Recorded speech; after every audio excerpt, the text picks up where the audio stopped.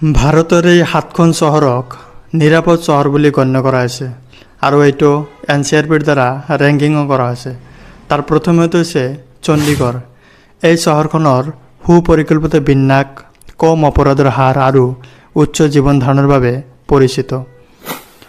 ২ নম্বৰত আছে পুনে। এই চহৰৰ শিক্ষানুষ্ঠান, সাংস্কৃতিক বৈচিত্ৰ্য আৰু তুলনামূলকভাৱে কম অপৰাধৰ হাৰৰ বাবে স্বীকৃতিপ্ৰাপ্ত। ৩ নম্বৰত আছে বেংগালুৰু। ইয়াৰ বিশ্বব্যাপী পৰিৱেশ, IT উদ্যোগ আৰু সাধাৰণতে নিৰাপদ পৰিৱেশৰ বাবে বিখ্যাত। ৪ নম্বৰত আছে আহমেদাবাদ। আহমেদাবাদৰ দ্ৰুত বিকাশ, শক্তিশালী অৰ্থনীতি আৰু তুলনামূলকভাৱে কম অপৰাধৰ হাৰৰ বাবে পৰিচিত। ৫ নম্বৰত আছে চুৰত। পৰিষ্কাৰ পৰিচ্ছন্নতা, অপৰাধৰ হাৰৰ কম আৰু ব্যৱসায়িক পৰিৱেশৰ সমৃদ্ধিৰ বাবে স্বীকৃতি লাভ কৰিছে।